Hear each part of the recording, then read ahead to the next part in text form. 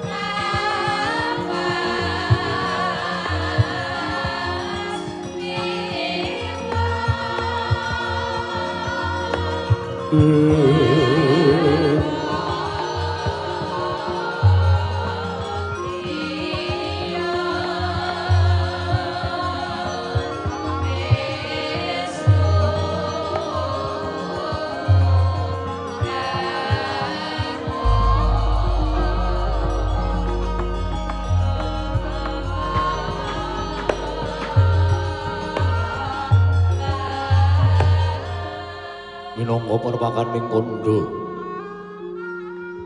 imbang-imbang ana tan sami kejawi amung gemlaring kayiwangan Suralaya ya junggring saloka ya baku jamur kataliwarna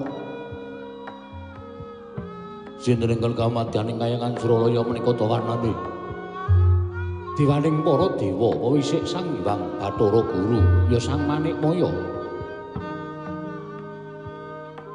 Rasa juga lengkap madaning sila Pandawaru binangun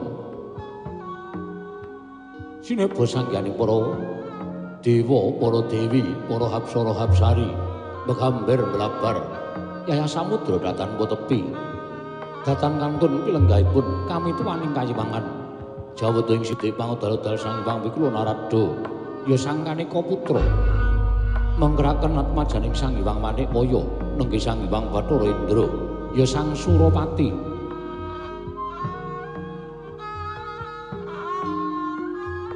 sawetawis ngene sepanggihan madaning bali margi kundha para dritatan wonten ya sing pangandika Sang Hyang Jagat Girinata anyarengi swaraning guntur ing sesautan kinarya pratandha Sang Hyang Jagat Girinata arsa medhar pangandikan sigra murwani pangandikan Sang Hyang Bathara Guru wau Kadya mangun wijining pangandika Sang Hyang Manikmaya ing dereng kababaring lisan.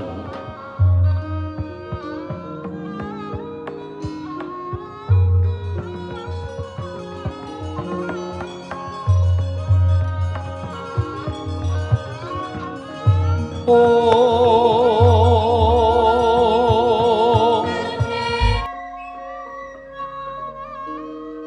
Sinowati jagat kinari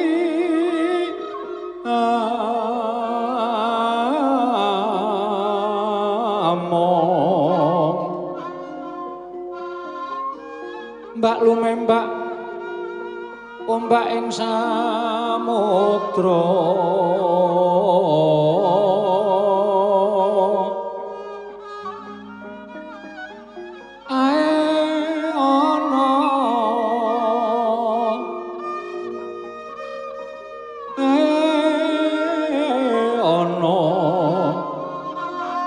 Bale lumut ambraganggeng awita denceng-dencengan oh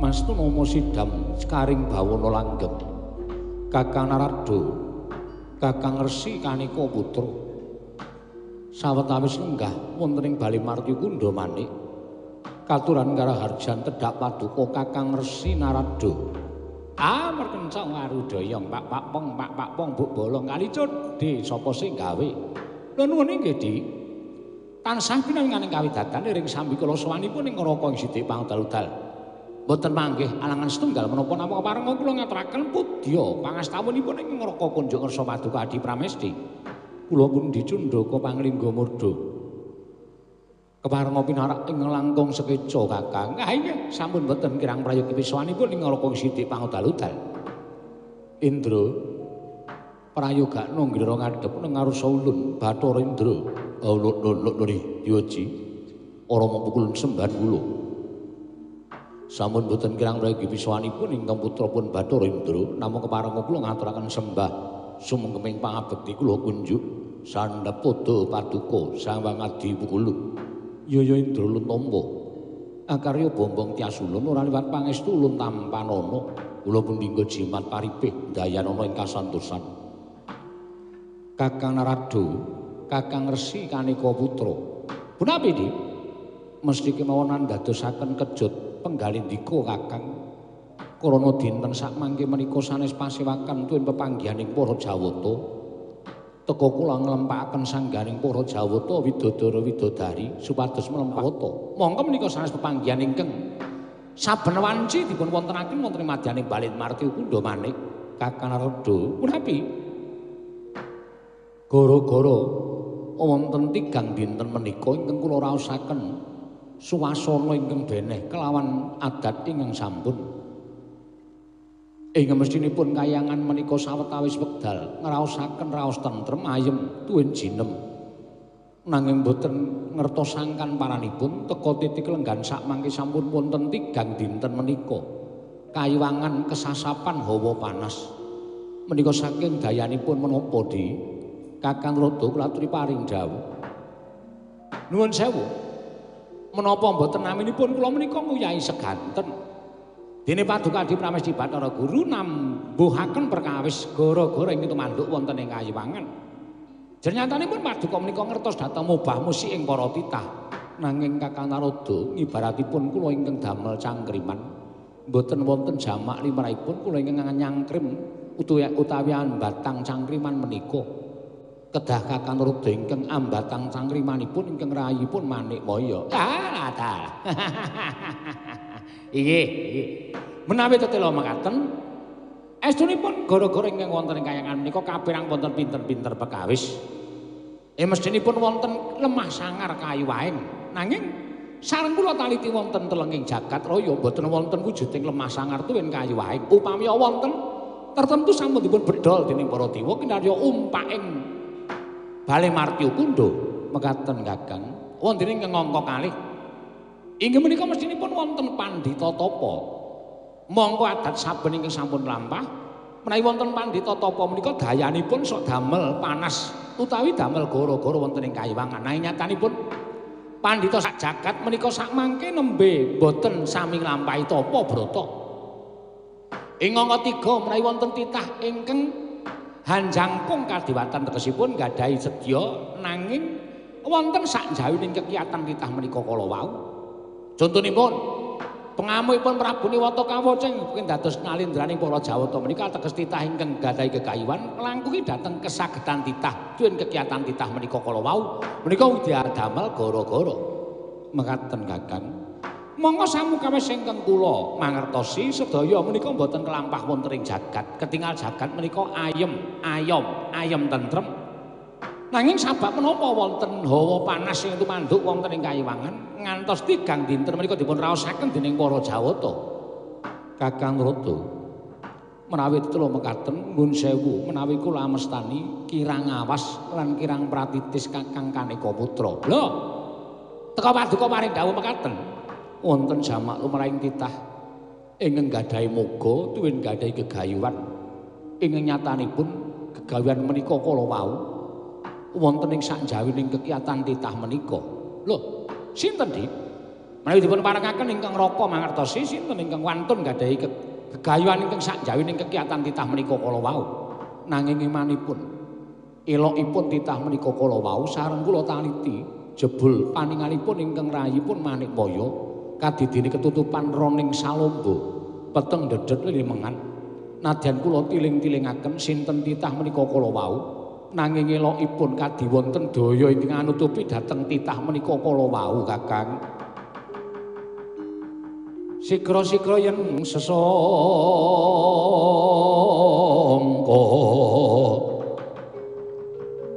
nalendra mbek marwa sing sang katri kumulung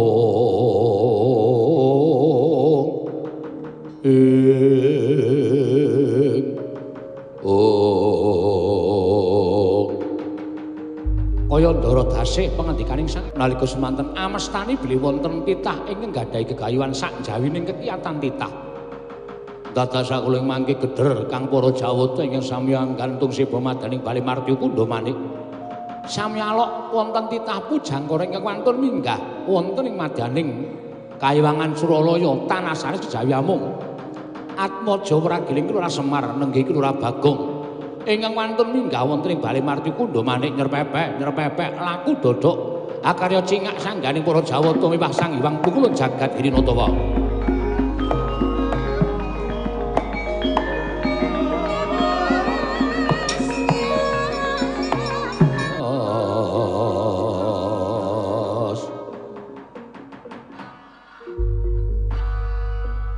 Mastu nama sida nembe kemawon kula raosi jebul kadidene lumampahing wanci peteng kepapak obor sastra biar padhang menika kadidene sowanipun Panakawan kula kinten menawi Kakang Badranaya nanging jebul sareng kula sawang kuncungipun teka mboten wonten menika Bagong Kakang Rada.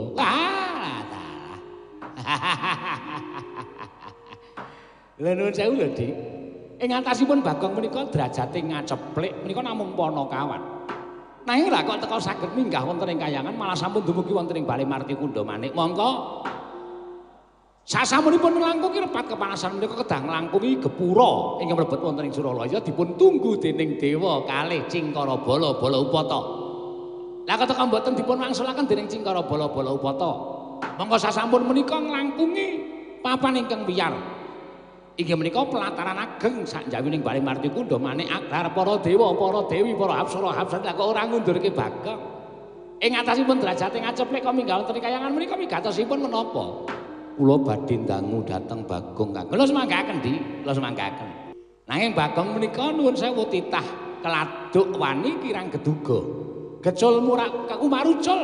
Mila menawi wonten temenipun aturipun Bagong sajaipun nyelangkrak menika kedahipun panjenengan ageng pangapuntenipun dhateng pun Bagong. Kakang Rada kula sampun mangertos watak wantunipun Bagong. Nggih. Panakawan Bagong. Sawise asu ingkang dadi napas, asat kang dadi riwe padha rarja sak prapta kita Panakawan. Nona amit pasang kaliman tabit tinebena ing ladene dumaweng taweng-taweng.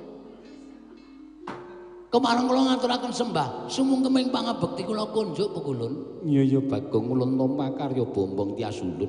Menapa para saestu panjenengan ingkang asma utawi pewisik Sang Hyang Pukulun Bathara Guru. Ya ulun Bathara Guru. Matur sembah nuwun Pukulun yang perjiwatan boyo mirah boyo ingsun.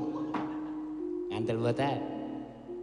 Bagong Padhararja sak prapta kita, Hyang Pukulun Bathara Antrata wilujeng nering sambikala bekti kula kunjuk Pukulun. Ya ulun tampa. Lah pokoke ulun tamana lho ya Bagong. Lamun ning jimat bari. Wah, jan. Ulun ki pancen lagak-lagane nek ngendika kaya ngono kuwi nganggo semurada guyu, kita aja nirokke. Mekaten Pukulun. Ya aja kurang ajar karo dewa. Bagong Padhararja. Pangestunipun Bathara Brahma, Indra. Bathara Indra wilujeng nering sambikala. Iya, pangestu ulun tampanana. Kula pun dinggo jimat. Bagong. Nun. Apa to sababe dene kita tekan kayangan? Sejatosipun menika namung kesah sapura-pura Pukulun. Mboten wonten tujuanipun. Awit kula dipun olok-olok dening kanca-kanca kula nyiter menika dipun genjrengaken.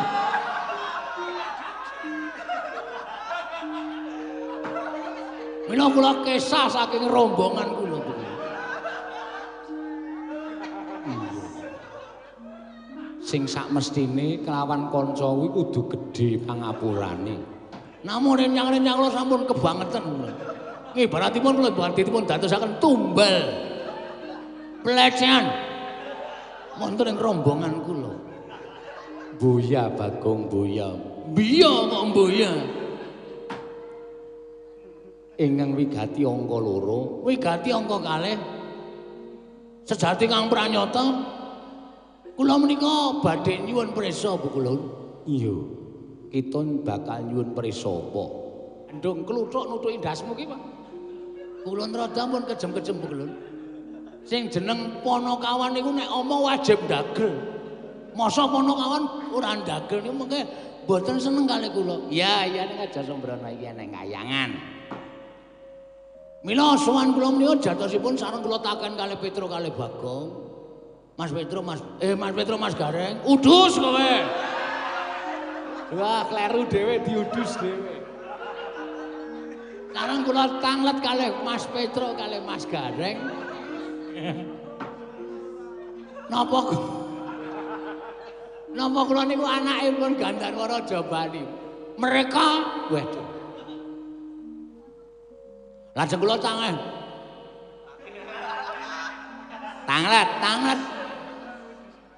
Kamas kula kalih menika. Aduh. Tanglet kamas kula kalih menika, kowe udu anake bapak, kowe iki beda bapak karo aku. Terus bapakku sapa Mas Petro, bapakku sapa Mas Gareng. Lah aku ora ngerti apa aku iki kancane bapakmu atos suarane. Mila terus kula mikir, ruwarawe jeneng gatel apa ki? Rawe-raweran tas malang-malang putung kula mboten ajeng wedi kalih para dewa teges Pukulun menika mboten pantun menapa dados dawening para dewa kula menika saking menika kula mboten narimaken Pukulun dados dewaning para dewa wonten ing kayangan. Tertentu kula badhe ngamuk ayo liyane tak ajar kowe. Ngamuk ning kayangan. Estu kula badhe ngamuk wonten ing kayangan. Gong wilaheng. Lho malah janturan. Boya Bagong. Mula ora mukal.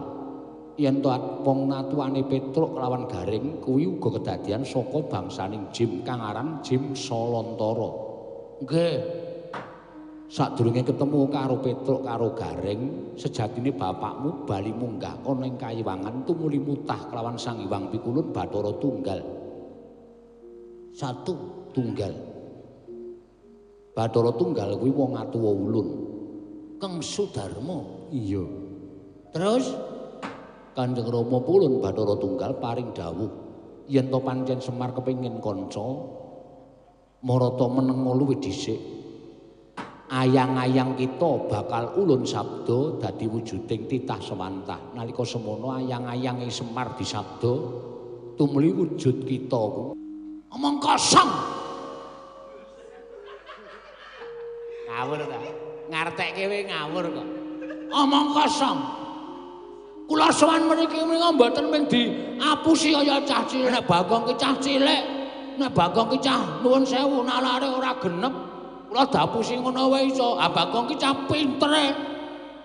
Cah berpendidikane. Rumangsane anggepe kok mung trima diapusi kaya ngono. Anggepe kula niku mung trima diapusi terus kula bali terus rampung masalahe. Anda bisa, ora iso, ora mung tekan semene perkarane.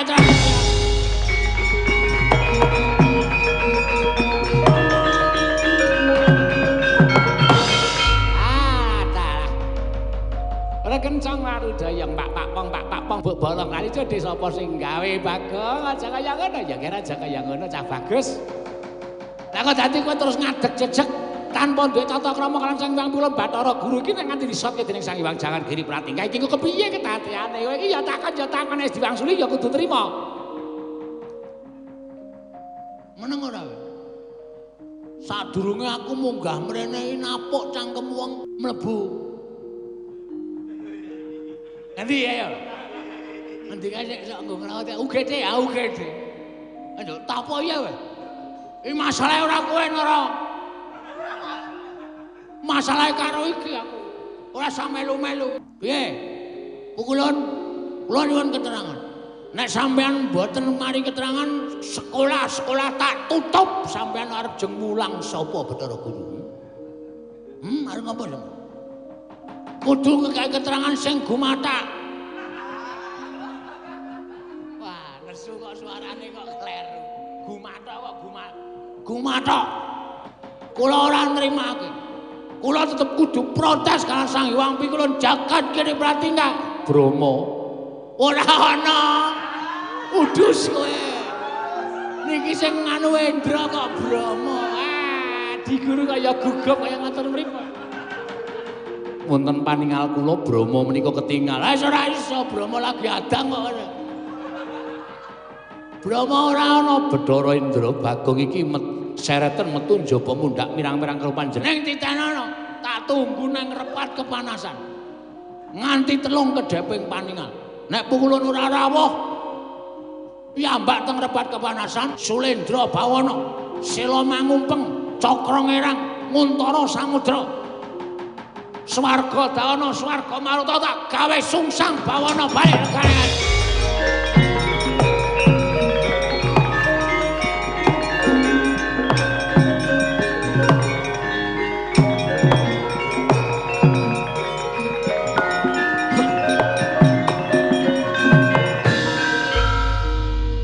Pripun, oh milahe. Lah kok teko malah perkawisipun namung timbul saking Panakawan Bagong. Lah menika mila Bagong menika nadyan kados mekaten menika titah ingkang jinangkung. Mila panjenengan kala wau paring dawuh sumbering gara-gara saking asalipun titah. Nanging titah kala wau dipun prisani ketutupan roning salomba tegesipun boten saged cetha. Margi mbah menika dipun tutupi dhateng pengayomanipun Bagong. Indra wonten timbalan. Dawuhna marang para Jawata kinen ngundurake si Bagong yen to pancen berguguk utawa waton ora gelem bali marang Madyapada.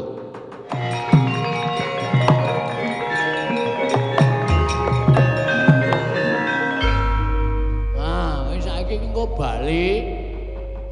Jagat engko nek gara-gara gabunga karo Kang Gareng Kang Petro. Keke tak kedhawa Mas. Suarane. Carane putus pundi? Kowe tekan omah gawe kolak sandal. Oh iya. Kowe engko panganan telung sendok, kuwi suarane engko iso padha aku. Geges tak kedhawuh kula pamit wangsul nggih, Pak. Sing ati-ati ndak diwani selak do teko, wis kono ngati-ati. Nggih. Medhono ndorante ora anjlok lho. Dhuwur kae. Nggih, wis tak kedhawuh. Engko anjlok kowe iki saka wan. Nggih, wis tak kedhawuh. Kali-kalinge kowe dadi Bagong, nek nguyuh ora ndodok. Nggih. Engko lali dadi Bagong nguyuh ndodok ayo. Konangan. Nggih, wis tak kedhawuh. Ya pethoke dewane rampung-rampung masalah.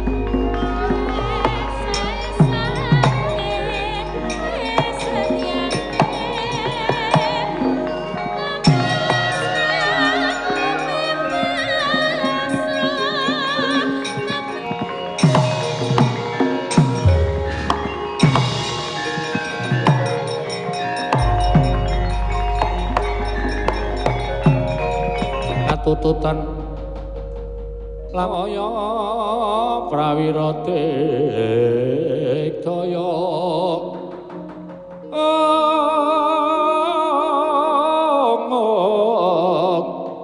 ora ngono magawiya gelari rawang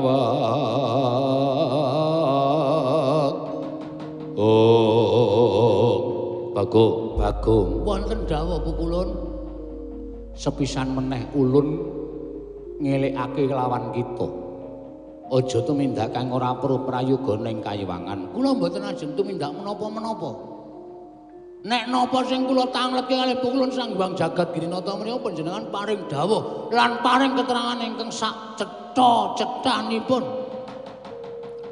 ning Bagong emone ming diwangsuli Bagong kowe dumadi saka ayang-ayang wegah kula ora masuk akal secara pikiran napa jeneng itu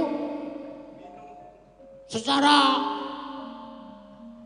sekolahan lho napa jeneng ulun boya ngerti waduh takon sapa ya iki ya secara ilmiah nalar manusia secara jernih dan lancar mboten wonten jamak lumrahing atase manusa kok dumadi saka ayang-ayang ana ayang-ayang disebda dadi wong terus dadi wong niku model pundi atene saniki nek ana wayangane wit nika terus sampeyan ngendika dadi wit atene donya rungkut banget iya napa iya lantri paring pangandikan ampun plendas-plendus kados mekaten menika nek sampeyan ora iso ngekeki keterangan sing gumathok kula ora nrimake yen ngono kita arep ngopo ana dewa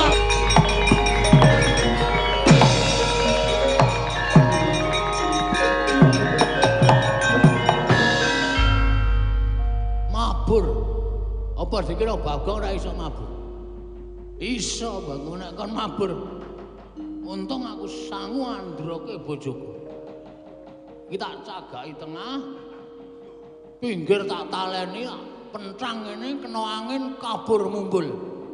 Tau ya kowe Bathara Guru. Nek ora ngono tak pentang terus rambutku tak obong. Kan kok kaya balon mengudara kae. Perkara ndase kobong kok ya men. Sing penting iso mabur. Kok nek kurang rambut jabut ke liyane. Sing penting iso mumbul, iso ngoyak Bathara Guru kane-kane.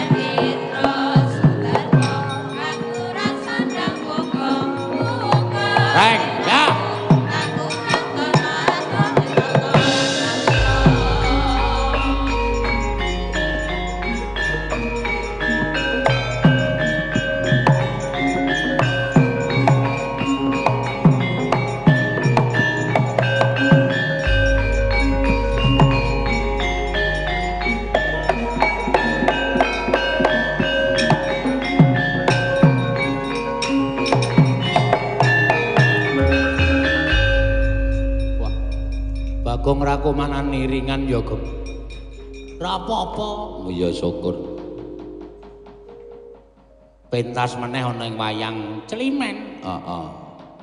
Bengi iki sapa sing pareng mundhut, Tru? Sing kepareng mundhut panjenengane Bapak Eko lan Ibu Delisa Natasha.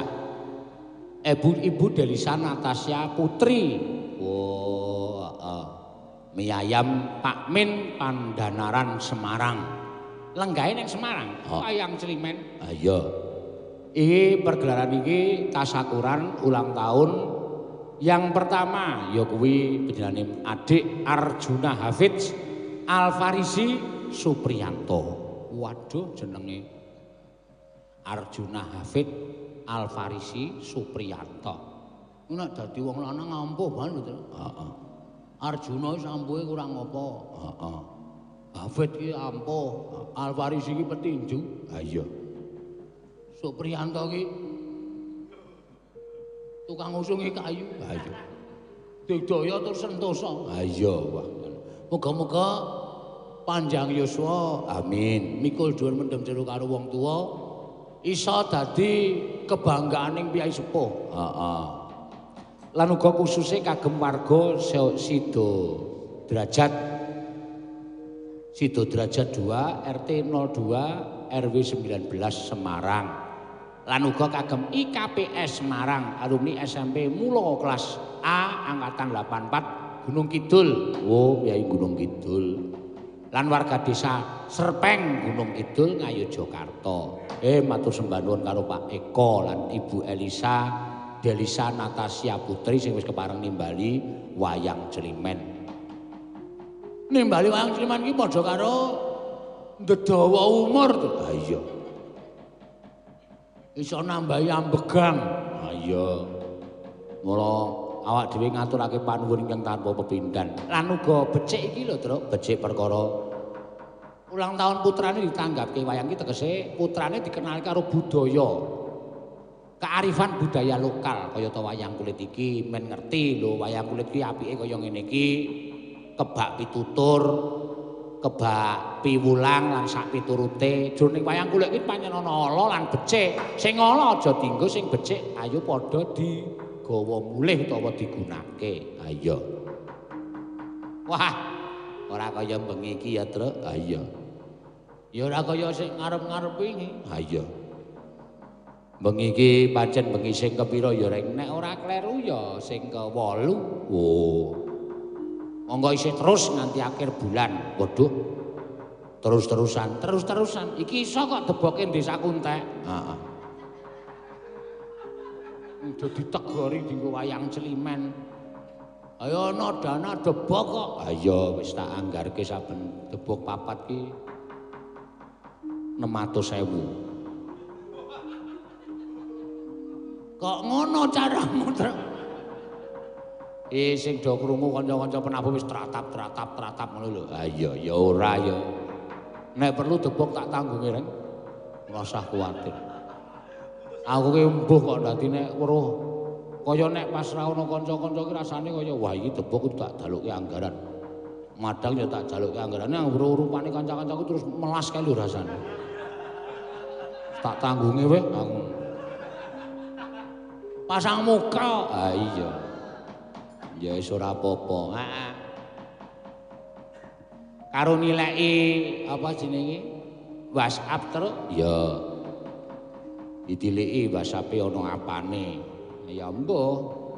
Mbok menawa ana pamundutan lagu-lagu lan katur wuninga yen to bengi iki sing kemareng nyiarke ming siji channel. Oh, Channel Dalang Sena tok. oh iya. Merga iki ora kanthi kenyono-nyono, sinyal ning daerah awake dhewe iki drop. Oh, ngono ya Reng. Heeh. Kok iso ngono? Ah merga ketekan wiyaga iki. Oh, Ora masamu sing tok luputke ming kanca-kanca terus to. Ah ngluputke sapa mumpung ana. ah, Mesake ora. Ambok aku gumun. Nek disandangi kaya pinter-pinter ning bareng kon abuh blokon-blokon. ngawur. Ayo tetembangan terus sing kepenak terus. Ya. Sing iso nglipur sangganing para lenggah. Ah iya. Ya iso ora usah dadak ngrangsang. Upama bengi iki ora ana saweran ya diterima-terimake wong nyatane bengi-bengi sadurunge saweran ya wis full. Ha iya. Suwe-suwe ya ada wekah kok nyawer iki suwe-suwe. Iya. Ha iya kok mi anggepe ora. Ya Wis berusaha pokoke ora usah dadak kepiye-kepiye. Heeh. Saka sapa dhisik, Tru? Ya saka sing kepenak dirungokke. Kabeh kepenak nek dirungokke. Lah kepenak tenan ra kok nyandang kowe iki aneh lho.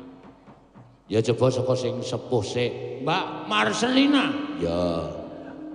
Marcelina Prastiwi. Wah, ayo jeneng saiki mundhak. Tak undang Pras, ngono.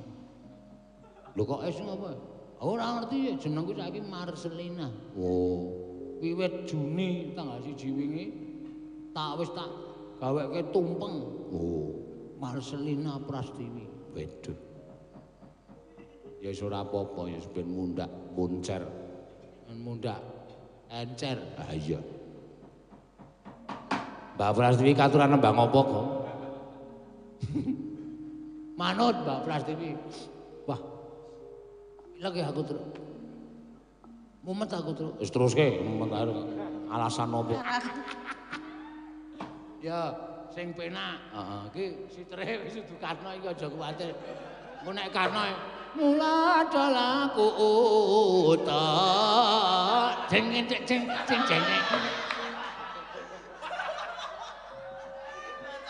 Siter kok direke terus di cing cing cing.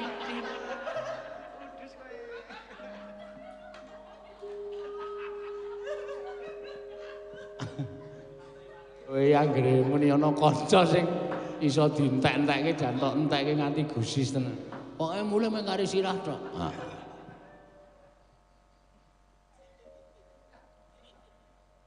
Wes. Wis. Ya muni apa? Wis gek anu ajar.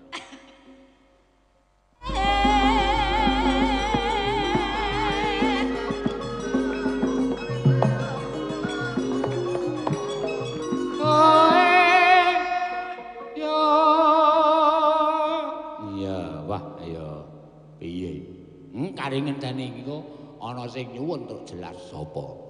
Pak Sunyata saka Ngalang iki mesti kirim saweran. Sapa? Lah bocah iki budhek. Pak Sunyata saka Ngalang. Oh. Kowe. Wis aja meneng ora. Ora iso aja meneng. Kowe iki ngapa iki? Agi matke Sintom Parisana. Sinom Parijata kok Sintom Parisana. Wis kirim sawer, mugi-mugi sukses selalu. Nggih, matur sembah nuwun. Bajute ana meneh. Ana meneh iki Eka Supriyanto. Iya. Nuwun tembange napa Mas? Ora dibales. Heeh. Ora njaluk tembang Pak Eko nyawer Ibu dari Ibu Sumini, ibunya Mas Eko Supriyanto. Oh iya. Tembangnya Caping Gunung dari Bolosena nyawer. Nyuwun tembang kembang rawe ingkang nyekar Mbak Agnes. Wah iya iki pancen ya. Kalau begitu buat oh nggih matur sembah nuwun ana meneh iki. Heeh. Kalau begitu iki kok kemen kalau begitu terus ta kan.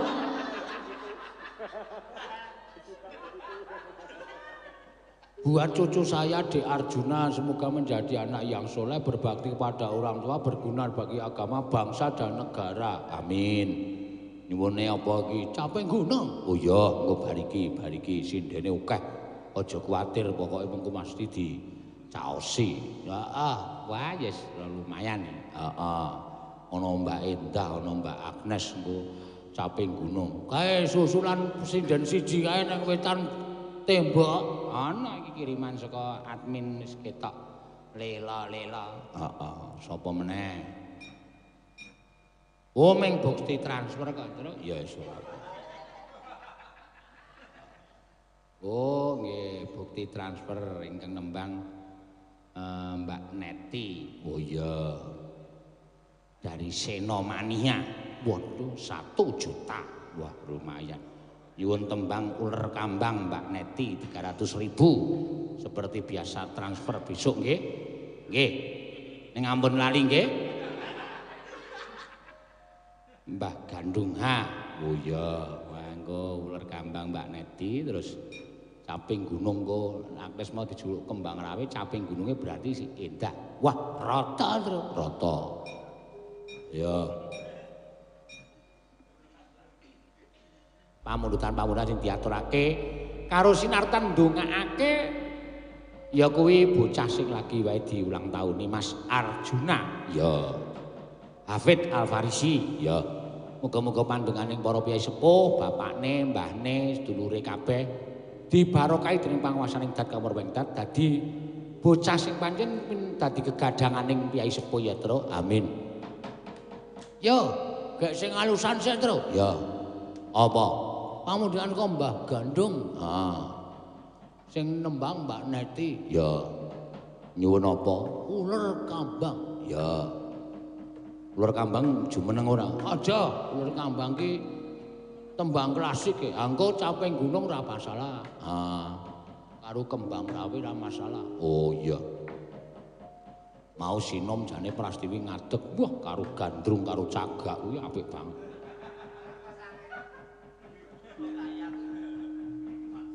Sinom Parijata Prastiwi kon gantung cagak. Heeh.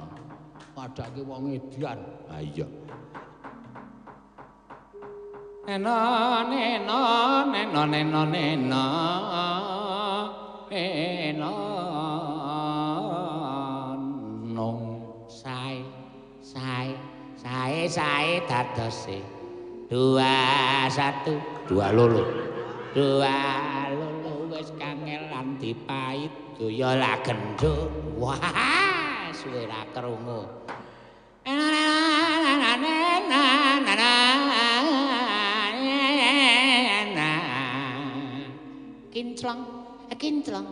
Kinclong guwayane murup mubyar katon tejane riri kantor kawan boyo lali pedhot neng kalasan sumadot weruh tilasan dirana satirene tak dumu kena kembuse dirana satirene tak dumu kena janggute udu kembuse utuh keseneng aku kuwi as tendian mangsane ora ya ayo net ya ana wis kowe iki meneng net iki miat langening kalangwan aglar pandan moncar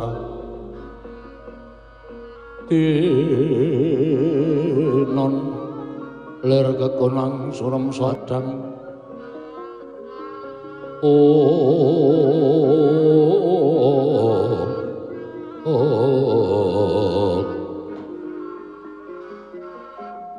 Koko Prabu awis rawuh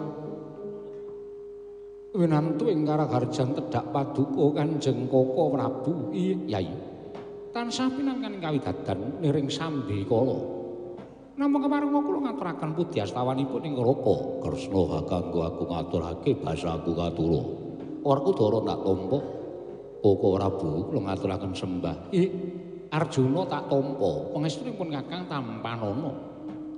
Menapa ta sababipun dene paduka rawuh mongko tanpa cecula ingkang saderengipun Yayi.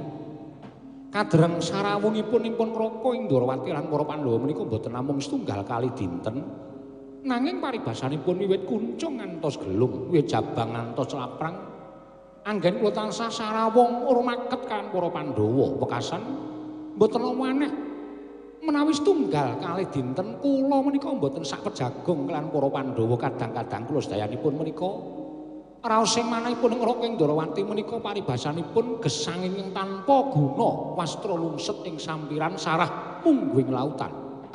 Mila mboten aneh. Menawi pendak dinten kula menika tansah kepi anggen kula tansah caketan lan kadang-kadang kula para Pandhawa upamiya kados dinten sak mangke wonten kalodhangan tuwin mboten wonten kewajiban wonten Negari Ndarawati tartemtu kula sowan dhateng Negari Ngamarta. Pengajaping pemanahing Raka ing Ndarawati namung saged pinangya catur netra lan kadang-kadang kula para Pandhawa Yayi miat langening kalangguan aglar pandan moncar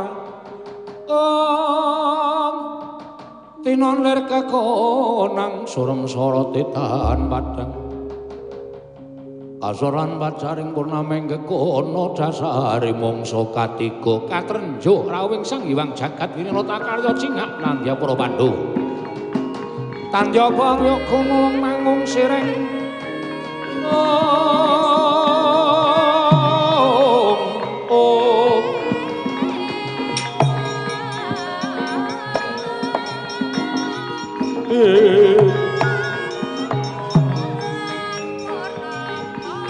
Bekti kula kunjo. Iya Puntadewa Luntama. Pukulun bekti kula kunjo. Pukulun aku ngaturke bekti. Pukulun bekti kula kunjo. Pandhawa Luntama Kresna Luntama. Menapa ta sababipun dene Paduka rawuh mangka semu kesesa anggen Paduka tedhak wonten ing negari Ngamarta. Kresna Werkudara Arjuna apa dene Puntadewa destun temening atase ulun kuwi dewaning para dewa teka keplayu saka ing kayiwangan disababake saka tingkah polahe panakawan kita kang aran Bagong ingkang wani ngrusak kayangan merga nggone murtah kepengin ngerti lawan wong atuwane wekasan gugat marang kayangan Suralaya lah dalah Werkudara Janaka Bagong mendakno cah bagus.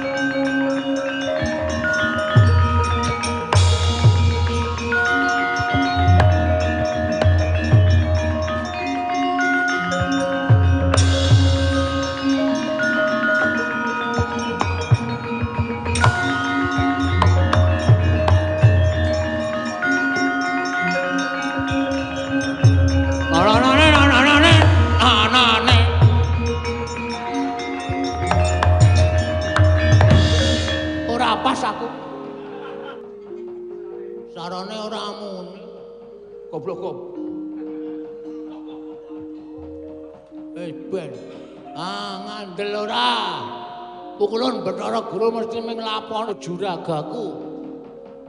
Sapa rumangsamu aku nek kangen iki wedi karo juragaku.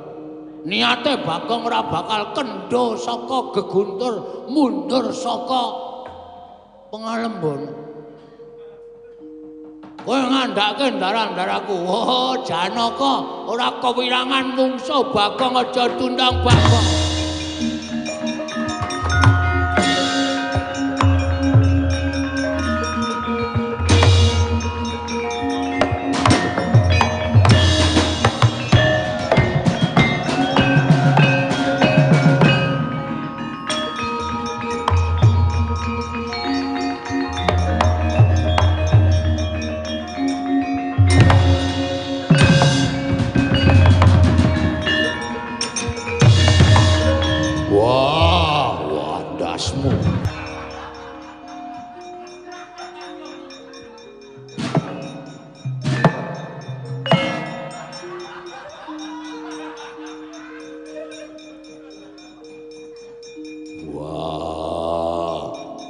Bagong edan.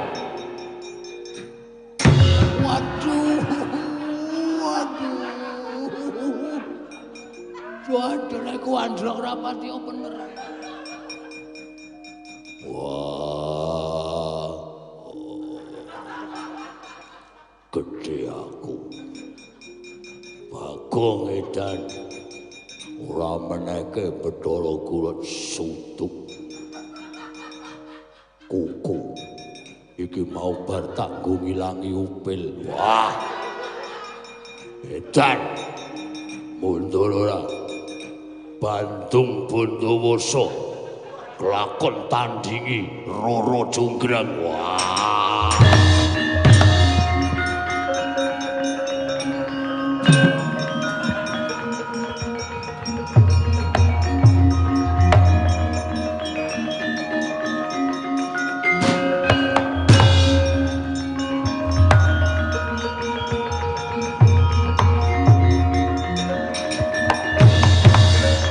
Werkudara Janaka kok do mundur mungsuh Bagong ki. Bagong ki duwe kekuatan apa? Lah kok ngedape-dape. Hah!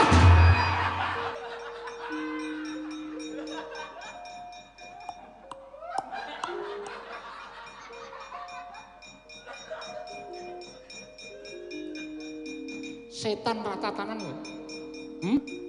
Lah kok dadi kowe ngembari karo Nata Ndarawati. Lah kok dadi wis dadi ra tok jupuk. Gugu karepe dhewe. Wangune Janaka Werkudara ya dikembari kaya kowe iki ndek kekuatan apa Bagong kok ngedapi-dapi? Aku baru mau obat kuat. Kekuatanku mesti ngedap-edap. Iwangsung ngono mati lho mah. Ana sasmintane iso jagat wasisane ngobodara. Iki sapa iki? Ngawar-awar. Iki Nata Ndarawati. Iki Nata Ndarawati. Wah, tak goleke mungsuh mati kowe tak kandhani.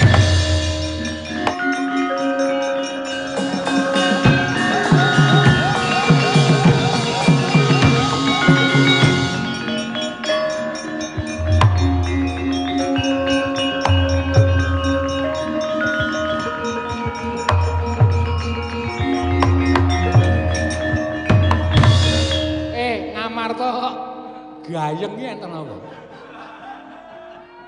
Kakang Semar kowe iki duwe anak mbok ya. Tok wis padake. Wis padake pripun? Lah genah Bagong ngamuk ning Ngamarta. Ngoyak-oyak Bathara Guru gugat kepengin ngerti karo wong tuane. Mangke riyen. Lah Bagong niku melu kula. Sampeyan ngendika nek Bagong ngamuk teng kayangan. Petro? Bagong meneh ndi? Gong, enten apa? Lho kok sik. Kowe aja gawe-gawe lho. Kowe mau ngoyak-oyak Bathara Guru. Asalahe seminggu ra diwulang. Tak oyak-oyak piye ngene mbayar SPP ming prei. Malah pelajarane nganggo online, dadak tuku kuotang barang. Tak pasangi kuotange bojoku ra iso online. Piye wis bayangno? Apa ora saya ngrekoso? Bagong kok sik. Lah kowe ngoyak-oyak Bathara Guru apa ora? Ora, Pak weh. Mang minggir. Sing Bagong niku pethokke legane ati.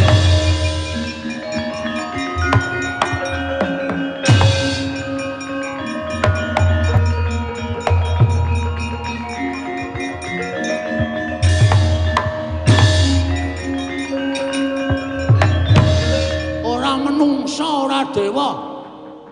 Ora bapakku dhewe, ora kakang-kakangku dhewe. Ngalang-alangi karepe Bagong, raweh-raweh rantas malang-malang tak putus. Gong. Gong. Suarane kok ya padha ya. Kok sik kowe meneng sik. Gong. Ngapa? Gong. Ngapa? Padha lho. Iki jane sing Bagong sing endi? Kowe. Sirahe kena saos kuwi men. Mangan mie ayam sausé tekan das. Kaya dilangi to, Pak. Nggo bukti nek aku njajake anak-anak. Apa men njajake anak-anake kok sausé dadak dicepretke ning sirah ora. Engko nggo bukti mbokmu. Nek nakokke duwite, kowe iki arep ngopo to, Le? Arep takon bapak. Ha iki bapakmu. Udu. Kowe udu bapakku. Pak dhewe garang di bapak dhewe. Kowe iki mung bapak sambungan. Bathara Guru tak takoni muni ora ngerti, muni ora weruh. Aku ora trima, Pak. Ngene tak kandhani. Rene tak idoni raimu.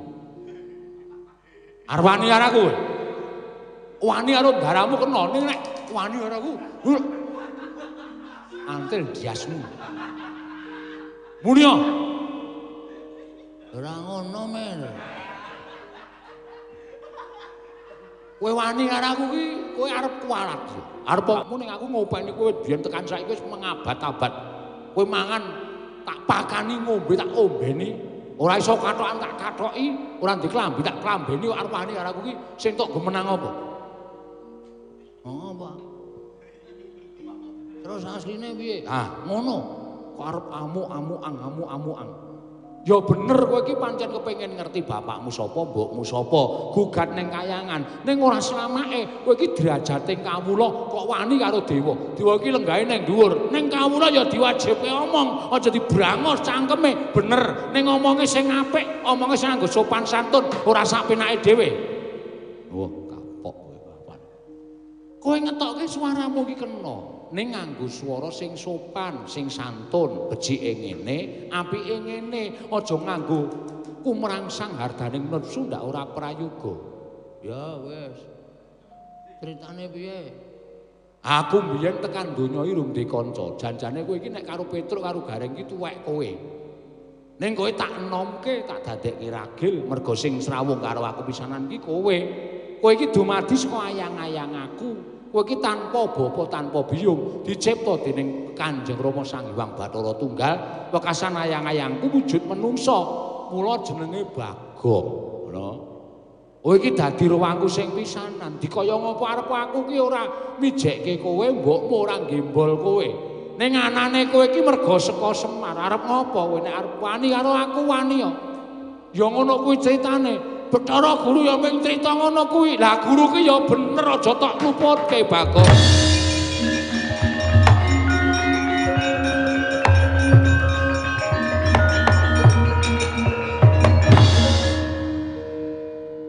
Terima ora? Terima.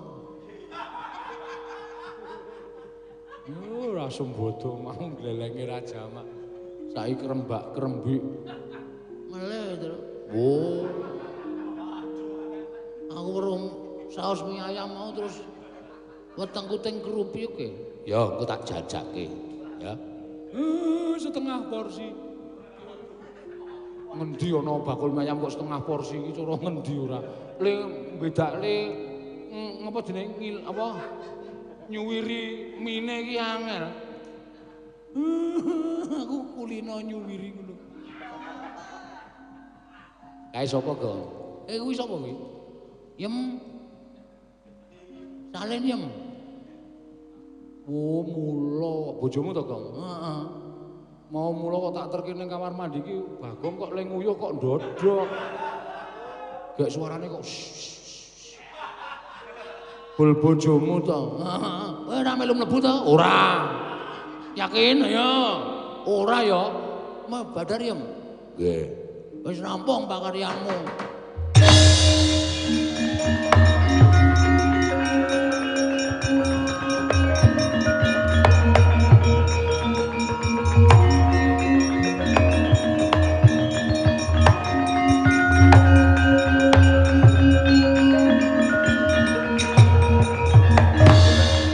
Guru aku sing njaluke ngapura anakku ya Guru, mboten dados menapa.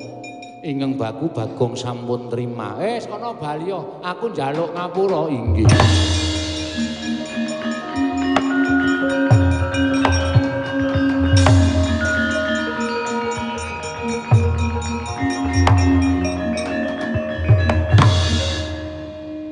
Bagong tetep kudu nampa paukuman. Lah sebabe Janaka Werkudara lara.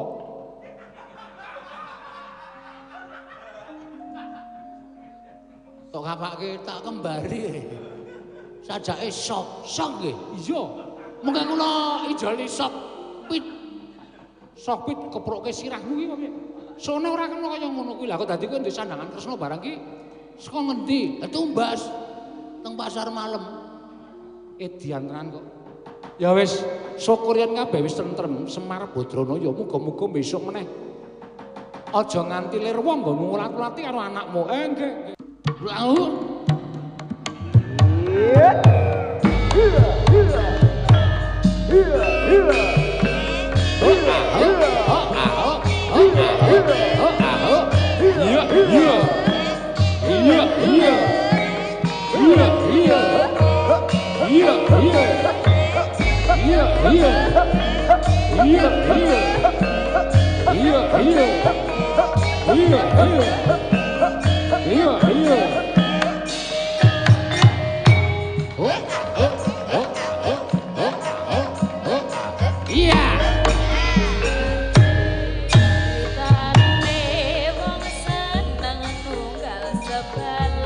Wiwitane lungguh jejer saben dinane saya suwe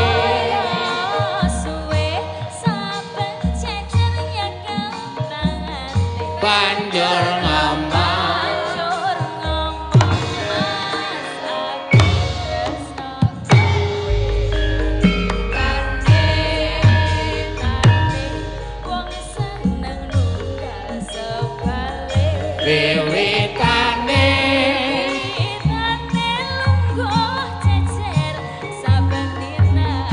saya suwe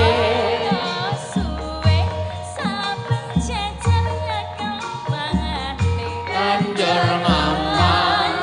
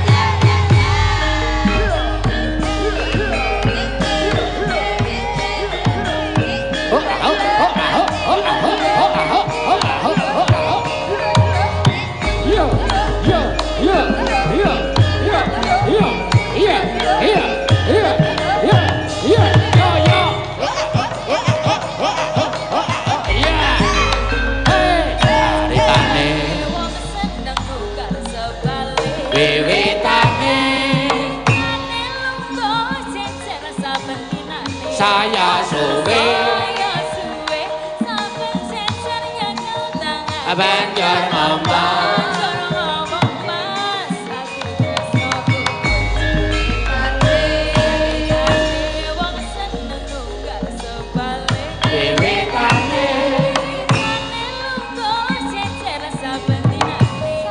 suwe